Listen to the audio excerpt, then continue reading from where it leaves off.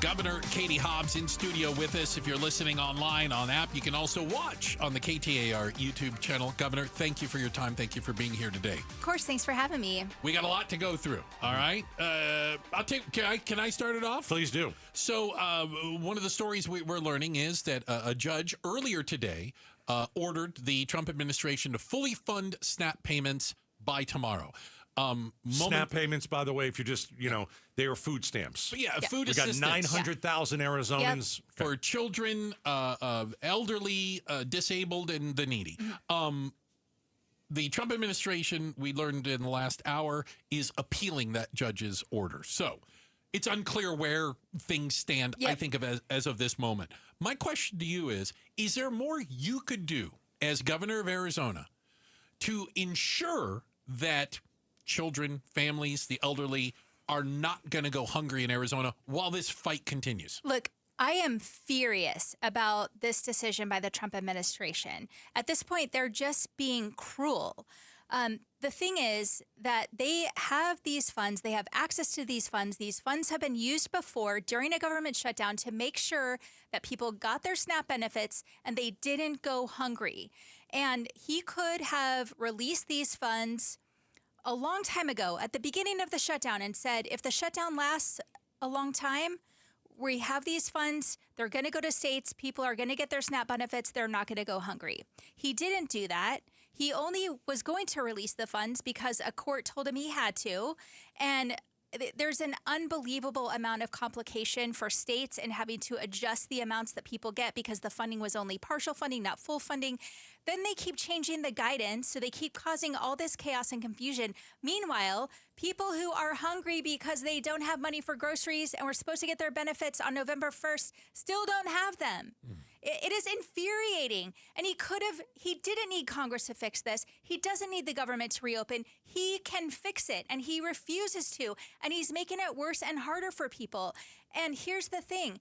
If the state had the money to fund this, we would, and we don't have the money. So we're doing what we can. We're doing everything we can to mitigate. We released some funding last week to help support food banks, which have already been stretched, and we know they're being stretched more. We established a temporary double up program and funded vouchers for that so people could get a little bit of extra cash to get, and it goes double for fresh fruits and vegetables and things, but we don't have enough money to provide the full benefits. And the state's not equipped to backfill all of these bad decisions coming out of Washington. It's not just SNAP, it's piling up on all the cuts that came out of the Washington budget. And we know there's going to be more. So I'm furious about this. Governor Katie Hobbs is joining us. Okay, so could you fix it temporarily? Let me throw something at you. Tell me if I'm crazy. Arizona SNAP benefits cost, from what I understand, $150 million per month. Arizona has a $1.6 billion with a B dollars in the rainy day fund. Could you sign some sort of an executive order to fund SNAP for a month with the $1.6 billion? I cannot unilaterally administer funds from the rainy day fund. It needs legislative approval. I've said every option is on the table. To date, the Republican leaders in the legislature have said that is a non-starter. And quite honestly, if we it's not what the rainy day fund is for. And I understand that people who are hungry right now, it's a rainy day for them. It's raining. But we are facing very uncertain economic times because of terrible policies coming out of Washington that are hurting the economy and, a lot of other cuts. So it would be you and the legislature that would have to agree. Yes. Okay, here we go. Part 2 from Gaydos. Call the legislature back into session. Ask them to bless it. And if they say no, you look like you want to feed people and they look like they want to keep food from people. Could you do that? I also do not want to play political games with this. This is about people's lives. And I feel like doing that would lead to just a lot of frustration. I understand the sentiment. We need to come up with real solutions. But what's a rainy day fund if you can't use it to feed people? I hear you, and I don't disagree with you. And again, every option is on the table. So far, the Republicans have just said no. Well, and again, because of the judge's ruling today Yes. and a subsequent appeal from the Trump administration, if I understand correctly, nobody knows exactly what's happening, when people will get benefits. The timetable, Right. Bruce, that's a great question. So DES, this is Department of Economic Security, is who administers the food stamps in Arizona. This is a top priority for them. And they are taking the actions they need to administer the partial payment that has already been released. But it's so they complicated. did get the 50%, we heard, or whatever the number is. Yeah, I don't know where it is on the wires, but it's coming. And so we're preparing to administer that. It is much better if we could administer the full amount, because the amount of time to calculate that remaining benefit, when that remaining benefit is available, means that people are going to be in December before they get the rest of that benefit. And we'd rather be able to give it all at once, but we're preparing to administer the payments we have as quickly as possible. Governor Katie Hobbs is joining us. She does every 2 weeks here on Outspoken. We're talking about the Trump administration appealing a judge's rule to turn the SNAP benefits back on. They're going to go to court for this. Is this something where you can say state of emergency? And does that open up any funds? We're looking at all the options. We're considering a state of emergency. If you were to say there's a state of emergency, what happens then? There's a limited pool of funding that's available, and we're not sure. We want to make sure if we do that we get it legally right, so that a challenge would hold up in court. I mean, I would like someone to sue me because I tried to feed people with emergency funds, but we want to make sure that we're looking at every tool that's available. All right. Do you think you're going to do something in the next 2 days about this? In the next 48 hours? Do you think you'll have a decision about something you're going to try and do, since the federal government has completely failed? We're looking at additional funding that we can release, and I think an announcement will be coming about that in the next couple of days. All right. We'll switch gears. And again, we sincerely hope that this gets solved for the people that need the food. Yeah. This is about them, for goodness sakes. The federal government shutdown is now the longest ever. Day 37, I think. I don't know where we started counting it. Obviously, beyond SNAP, there's other impacts on this. We're now hearing air travel, Sky Harbor specifically, negatively affected. What are you hearing about that?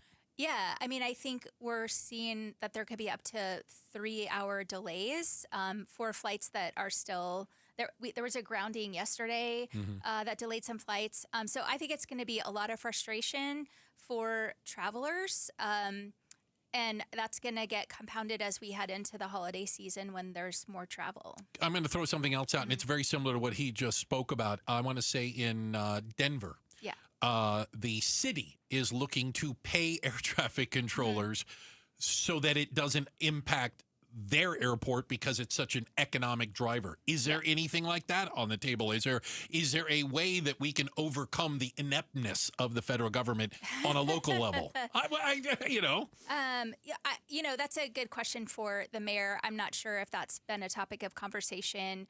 I will say again, I would love to pay all of the federal employees that are still doing important work and not getting paid, and the state just doesn't have the funds to do that. Understood. Governor Katie Hobbs joining us in studio, talk to the governor. So my take is that the skies are less safe now, and I'll tell you why, and I wonder if you agree. Air traffic controllers, okay, are they as sharp as they normally are? Because a lot of them are going and getting second jobs, driving an Uber, staying up late, trying to get some money in. They're not getting paid. Their rent is due. Are they as sharp watching the skies, number one? Number two, the TSA. They're not getting paid. So they're also going out and working not only their second jobs. Yeah. And so when they show up at work, I don't think they're going to be as sharp. Do you think that the skies are less safe because of the shutdown?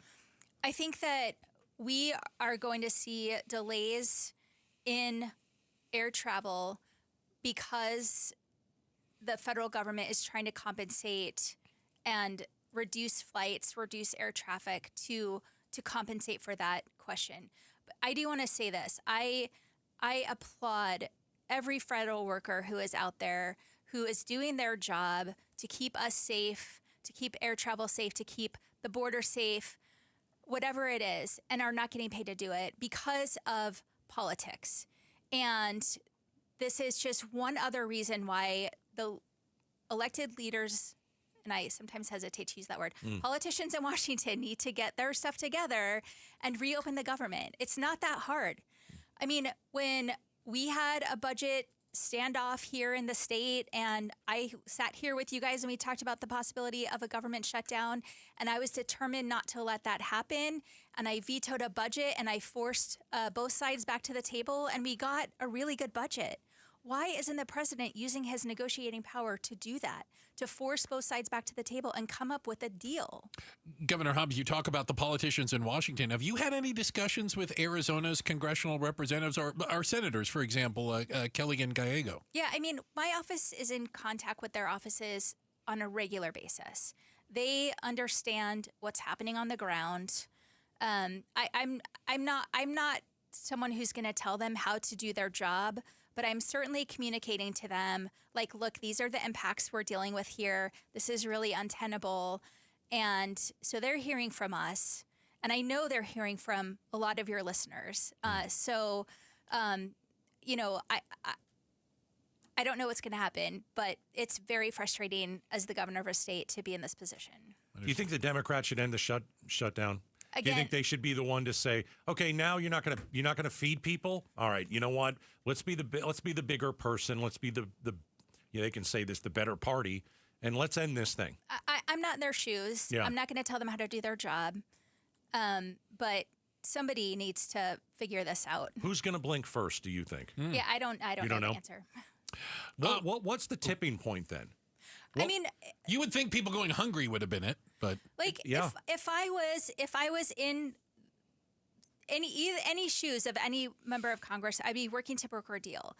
I'm not. I'm the executive, as is the president, and and I did that, and he should be doing that too. we wanted to follow up with something that is obviously was a big issue, and we don't want it to disappear. And that is an update from you Yep. on what's going on with DCS, the Department of Child Services, where we had horrible tragedies, obviously, that we've gone over. And Three high-profile tortured children who were murdered. Yeah, and some systemic issues within DCS that are a concern, I think, to everybody in the community. Can you tell us where we are with that? There was internal investigations going on? So I am getting updated actually from the director next week. So I'm very much looking forward to that and looking forward to being able to share information publicly about what we found, potential changes that we're going to make. And I will just say, again, I know that listeners want that information, and I appreciate you for keeping us accountable to bringing that information forward. You expect changes. If you go into that meeting and they don't have any changes, what do you do? Because I mean, if you go into this meeting and they don't have a game plan, oh man, I'm just. No, I hear you. I don't expect that. You don't expect them. You expect them to have some sort of a game plan. Yes, yeah. Again, we have Governor Hobbs in studio with us. We're also live on the KTAR YouTube channel. Appreciate you listening and watching as we talk to the governor, as we do every couple of weeks. We came up on an odd anniversary, I guess you'd say, here in the state of Arizona. The zone, the homeless encampment, we're going on 2 years of it being dismantled. And we see, I think it's fair to say, according to all of the assessments, the homeless population is growing. It is spread all over the state. It's not concentrated in downtown Phoenix. What can the state do to address homelessness? It's a big priority for my administration. I will say that. And it's something I heard about a lot on the campaign trail from communities across the state. And when I first came to office, the zone was still very active. And I knew that the state needed to be a better partner with our cities on addressing homelessness. At its core, homelessness is a housing problem, and we have a housing crisis, a housing affordability crisis. People are priced out of rent, they're priced out of home ownership, and it's a problem that we did not come to overnight, and we are not going to solve it overnight. but I have worked to make historic investments. In my first budget, secured the largest investment in the state's housing trust fund to be able to build more affordable housing across the state. Because of that funding, we've broken ground on thousands of units across the state. In this year's budget, secured just over $13 million for eviction prevention and homeless services. We just issued those grants a couple weeks ago. So those dollars are out now helping in communities across the state. And a big part of that was our Homes for Heroes initiative, which is specifically targeting veterans homelessness, which, people who, nobody should be homeless. People who serve our country and make that sacrifice absolutely should not be homeless. So I know that there's more to be done. We are doing what we can to tackle it at the state level. Arizona Governor Katie Hobbs in studio. Has Kyler Murray played his last game as a Cardinal, and will you drive him to the airport when he leaves town? I don't follow it enough to answer that question intelligently. Okay. You really telegraphed the punch there, Gaydos. You really did. Just wondering, there's a lot of heavy lifting here today. I wanted to just ask about Kyler Murray. Okay, and wrap it up Is that it way. true that he's shorter than you are? Okay, here we go. Okay, Well, you're pretty tall. How tall are you? I'm 5'5". You're 5'5". Well, Tyler, okay, he's an inch taller than you. Okay. Yeah. Governor Hobbs, thank you for your time. The joy of being an Arizona sports fan is Yeah, never yes. ending. It's a little tough, isn't it? I love all of our teams. Yeah. I love all of them. It can be a challenge at times. You wanna Might be pull a your nice hair way to out. put it. Yeah. Governor Hobbs, Thanks, appreciate Governor. your time. Again, every couple of weeks, Governor Hobbs comes in studio with us and talks to the governor, faces some questions, and we appreciate you being so gracious with your time. Thank you so much. Thanks for watching Outspoken with Bruce and Gaydos. Tap to watch more from KTAR News and click the button in the middle to subscribe.